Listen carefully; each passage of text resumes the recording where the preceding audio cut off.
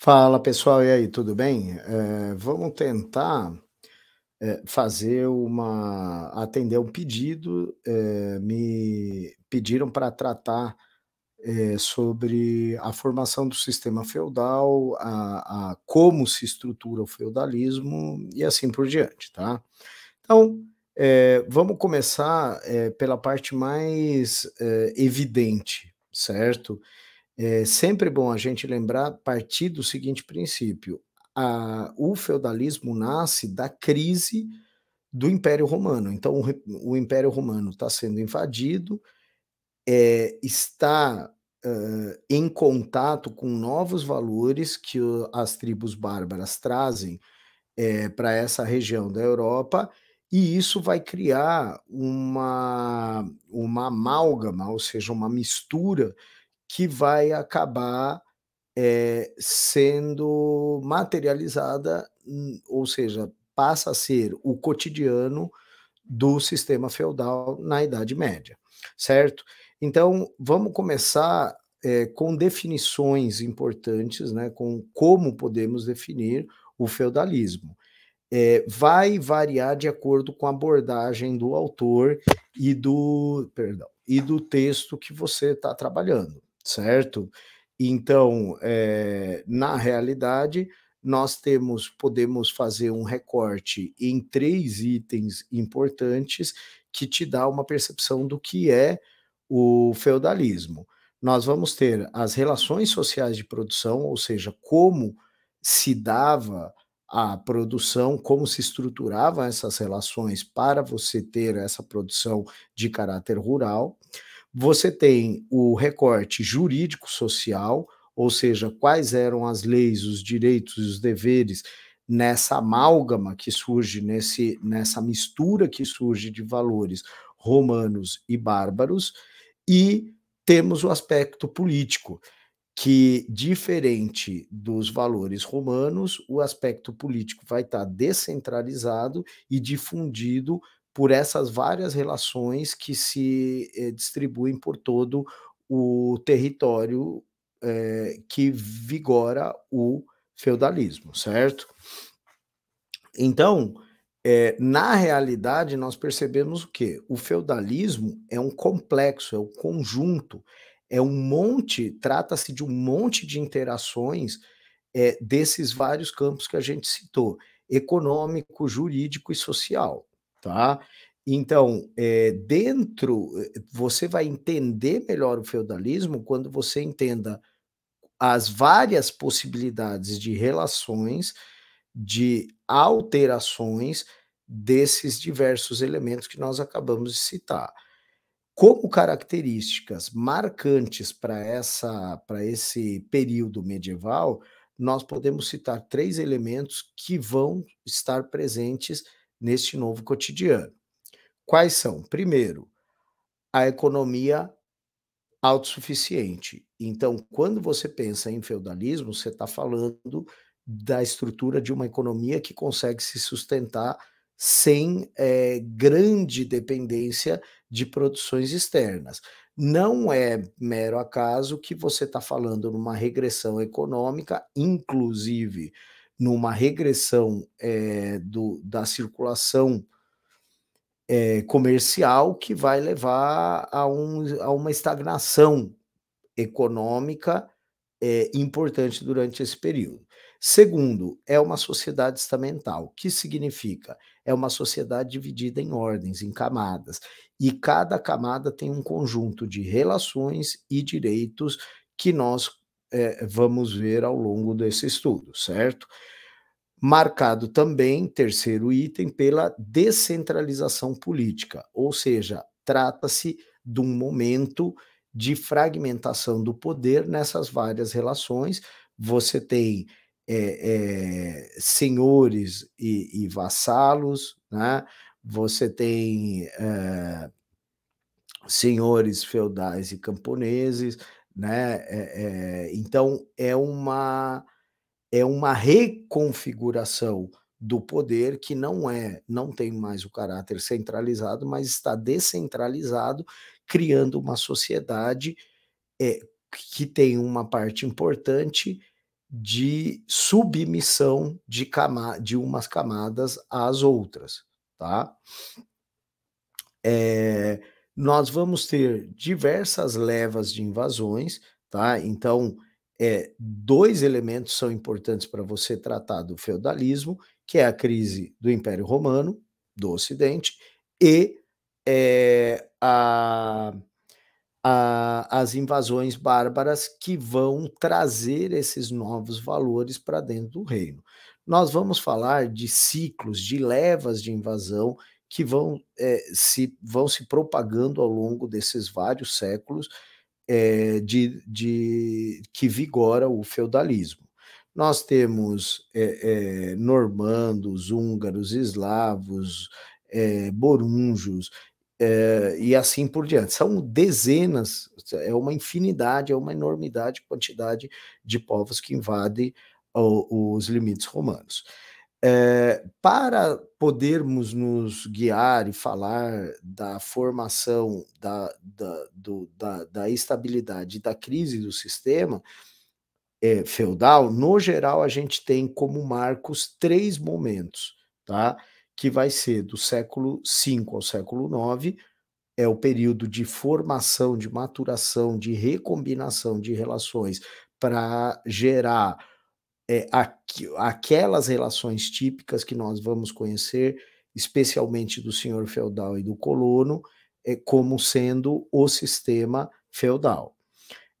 Do século IX ao século XII, nós vamos estar falando de um período de apogeu e estabilidade em que o sistema mantém essas relações e funciona bem com isso. E do século XIII ao século XV é um período de declínio, especialmente por novas levas de invasões, alguns tratam do desenvolvimento de rotas comerciais, de interesses comerciais, essas reconfigurações que levam a um novo cenário, né, do sistema feudal. Portanto, ele entraria em crise. Existe uma outra divisão, que é a Alta Idade Média e Baixa Idade Média, que, no geral, é lembrada, dividida entre século V e X, Alta Idade Média, século X a XV, Baixa Idade Média, tá? Como elementos estruturais para a gente pensar na formação e no funcionamento, é útil a gente falar de algumas coisas, como, por exemplo, a crise do ciclo 3, do século 3, tá? Em relação ao Império Romano.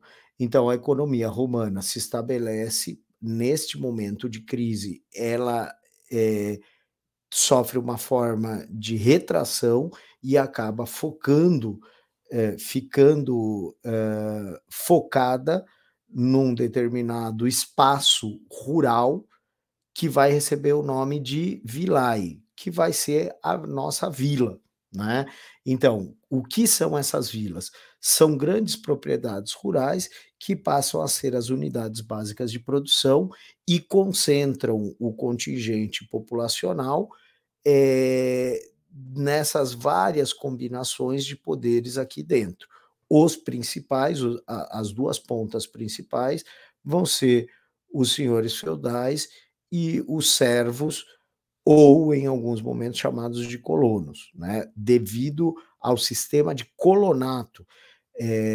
Como muito bem dizia uma professora que eu tive na faculdade, ela dizia, na verdade, aparentemente, você nivelou por baixo o sistema, então você substituiu a escravidão da economia romana por um outro tipo de trabalho, que era o colonato, que era o homem preso à terra, né?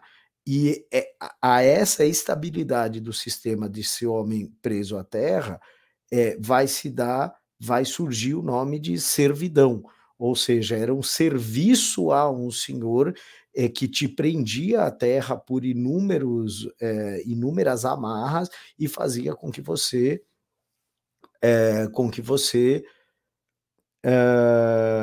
tivesse uma vida ligada uma vida ligada à produção que você fazia e ao mesmo tempo era obrigado a fazer, para pagar a possibilidade de você se manter naquele pedaço de terra, tá.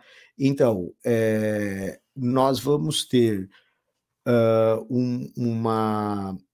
uma espécie de efeito cascata, ou seja, você vai ter a estrutura das relações feudais do sistema feudal, coligando interesses desde aqueles proprietários mais poderosos até os mais frágeis, criando um sistema de dependência. Isso é muito típico da sociedade romana, como nós vamos ver mais à frente, isso é característico, a formação de clientela, a questão da dependência, tudo isso fazia parte do mundo romano, tá. Então, nesse caso, o que você vai ver são grandes proprietários que ao organizar o seu sistema produtivo e o local onde ele reside e congrega uma série de colonos, uma série de servos que vão passar a ter uma dependência dele, com o passar do tempo você vai tendo pequenos proprietários que acabam se juntando a esse sistema produtivo, consagrando obediência e fidelidade a esse senhor mais forte, o que cria uma espécie de cadeia de dependência do mais forte para o mais fraco, sendo que o mais fraco sempre era o trabalhador rural que ficava à mercê desses vários senhores que tentavam extorquir o seu trabalho, né. Então, isso vai acabar caracterizando de maneira geral o processo, e nós podemos falar, portanto, de como se chegou a essa regressão econômica, eh, que atrai todos esses elementos para o feudo, né, para a unidade básica de produção. Nós temos que pensar que essas levas de invasão, a pilhagem, o saque, o banditismo, típico desse mundo que estava desmoronando, do mundo romano tão organizado, já em crise e já, sem a possibilidade de você impedir esses tipos de práticas lesivas aos habitantes, vai fazer com que o processo de ruralização se acentue, o processo de aproximação e habitação e a formação de vilas, né. Então, eh, nesse processo de ruralização e de formação de vilas, vai haver uma concentração de poder nas mãos dos grandes proprietários. Então, elas passam a ditar o ritmo, a estrutura, a base da produção necessária para manter essa comunidade que está em formação ao redor desses grandes proprietários, né. Lembrando que o poder esse sistema só vai fazer sentido porque o poder, político está fragmentado na mão do rei e desses senhores feudais, desses nobres. Como se disse diversas vezes, o rei era um nobre entre nobres, né, que passava, pelo ritual de coroação, sendo o tempo inteiro lembrado de que essa nobreza era absolutamente necessária para você fazer o sistema continuar funcionando, certo? Então, nós vamos ter outro momento importante que vale mencionar, as invasões germânicas, do século V, né, vai gerar um mosaico de pequenos reinos bárbaros, instalando uma espécie de economia natural. O que significa essa economia natural? Consumo imediato e baseada na troca, no que hoje a gente chamaria de escambo. Então, nos lugares onde você viu esse mosaico de reinos bárbaros, eh, antigamente, áreas que tinham sido de domínio romano, você vai ter uma decadência da vida urbana, um aumento da insegurança e uma redução das atividades comerciais, especialmente de longa distância, certo? Nisso, todos esses elementos, tudo que nós estamos citando aqui, faz com que surja uma sociedade rigidamente estratificada, baseada na submissão das camadas umas às outras, daí uma sociedade estamental, tá? É por isso que é um recorte tão marcante a sociedade ser dividida entre essas várias camadas, certo?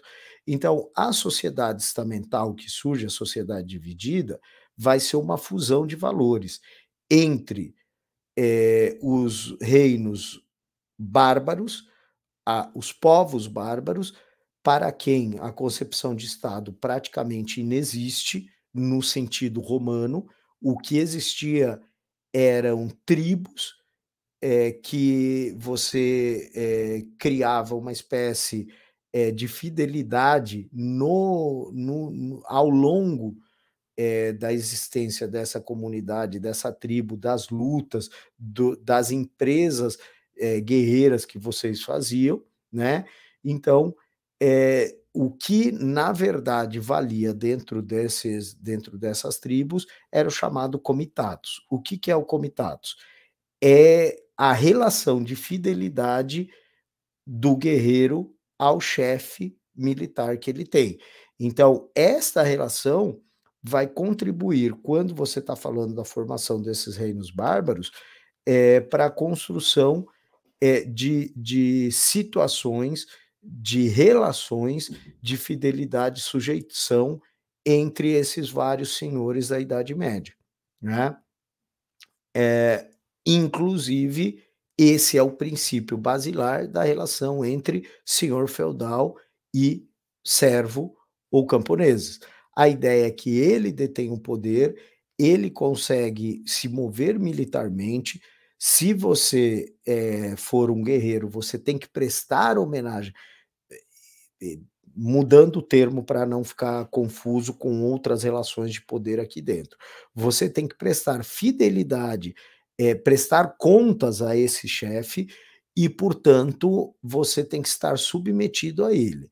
Falando de maneira fria e genérica, parece que era tudo muito custoso e tudo era horrível e tudo. O que a gente tem que lembrar é o seguinte: a ideia de que as pessoas eram livres e as relações eram determinadas pela vontade delas, essa ideia não existia, essa ideia é posterior. A ideia de que você poderia fazer a sua vida dentro de um sistema relativamente flexível, isso é bem posterior. Nós partimos dessa sociedade estamental com relações pré-definidas, dadas, e essas pessoas, pelos documentos que nós analisamos, que temos, essas pessoas faziam, compunham esse quadro, realizavam essas relações, porque elas acreditavam e enxergavam que estavam tendo alguma vantagem dentro dessas relações, tá?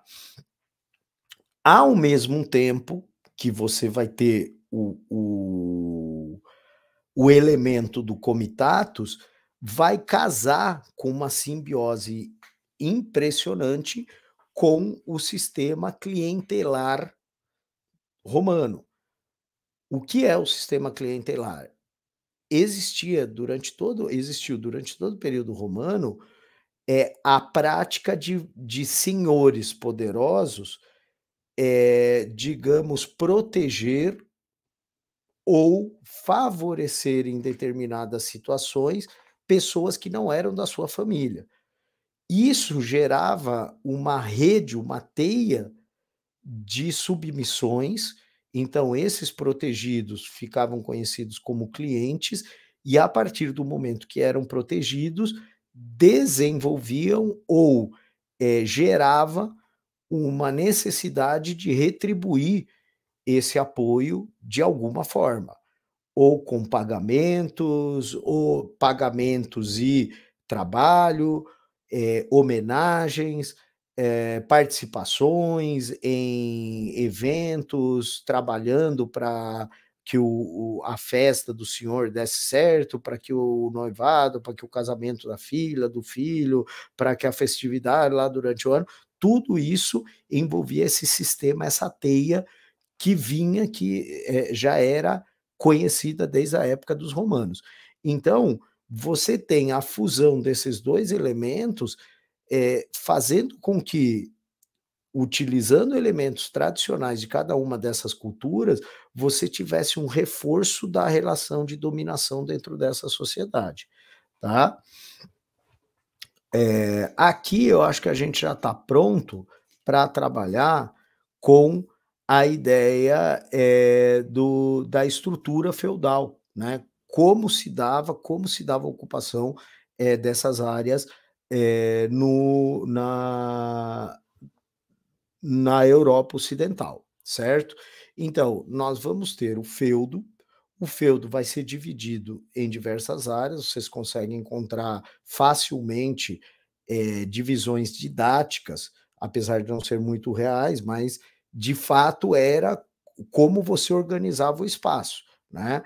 Então, vai ter uma área restrita ao senhor feudal, vai ter uma área livre para que o servo pudesse retirar os elementos necessários para sobreviver, e vai ter áreas que seriam áreas de copropriedade.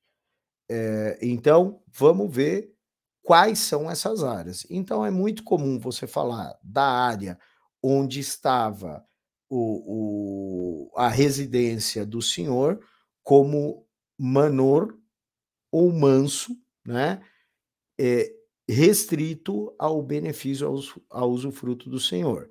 Pode se chamar domínio ou pode aparecer com o nome de senhoria, né? Porque pertencia ao senhor. Em relação à propriedade de terras, você vai ter 3 categorias: campos abertos, que são à disposição dos servos, ele pode entrar e pegar ou caçar nessa área, porque isso era a proposta de como isso, de certa forma, tirava das costas do sistema a necessidade de manter esse sujeito vivo. Ele precisava caçar, ele precisava trabalhar na coleta de mantimentos, e para isso serviam esses campos comunais, esses campos abertos. Você vai ter uma propriedade de terra que é a propriedade privada. Vai ser o manso senhorial, também conhecido como reserva, porque tudo que está dentro desse território pertence única e exclusivamente ao senhor feudal. Não está aberto ao usufruto de qualquer outro que não o senhor. Então, eu sempre gosto de lembrar, neste momento, sobre este elemento, a história do Robin Hood. Se você já ouviu, já viu, já assistiu a história do Robin Hood, você sabe que em algumas dessas versões prendem servos por estarem caçando desavisadamente dentro dessa área que é restrita ao senhor. Em algumas dessas obras eles são espancados, em outras eles são mortos, em outras eles são feridos e assim por diante. Mas isso era para mostrar essa área restrita ao senhor. E temos, por último, a área de copropriedade, que é chamado de manso servil ou tenência em algumas desses esquemas, quando você vai ver que partes é formado o feudo. Nessa copropriedade, a propriedade oficial era do senhor feudal, e a posse desse terreno pertencia ao servo, ao camponês. Então, a posse útil, ou seja, ele podia produzir nesse campo, que sabendo que eu era do senhor, mas o senhor permitia a utilização desse campo. O que gera, nós já sabemos, que acabamos de falar disso, o que gera uma série de obrigações para este servo, certo? Então, o que que acontece? Essa copropriedade gera diversas obrigações. As 3 mais famosas, que vocês já devem ter ouvido falar, é muito comum, é a chamada corveia, O que vem a ser essa obrigação? A corvéia trata-se de dias de trabalho obrigatório nas terras do senhor como pagamento dessa copropriedade, ou seja, quando ele precisava, você tinha que ceder esses dias para ir trabalhar lá, porque você usufruía de coisas do senhor, entre elas essa copropriedade. Segundo, a chamada talha, tá? É a entrega de parte da tua produção, devido ao uso das terras, né, que você faz para o seu senhor. Ou seja, você usa uma determinada quantidade de terra, ele permite que você utilize pedaços dessa copropriedade e, portanto, isso gera a necessidade de pagar um desses vários impostos conhecidos como talha. Por último, mas não menos importante, vamos falar das banalidades. O que são as banalidades? Que imposto é esse? Que pagamento é esse, chamado de banalidades? É o pagamento pela utilização de maquinários, de maquinários como moinhos, fornos, instalações que você poderia usar, e existia, você usava e pagava as chamadas banalidades. O termo banalidade te dá a ideia de uma quantidade baixa, então você aproveita aquilo e paga um pouco para aproveitar aquilo. A ideia é que este pagamento por usufruir desses equipamentos do senhor se chama banalidades, certo? Essas cobranças variam de região para região e da avidez com que o senhor feudal ia te cobrar pelo uso ou pela posse pela posse útil desse terreno, tá bom? Então, aqui a gente vai encerrando com essas informações. Espero ter ajudado e no futuro a gente volta aí com novas videoaulas, tá bom? Tudo de bom para vocês, até mais, tchau, tchau.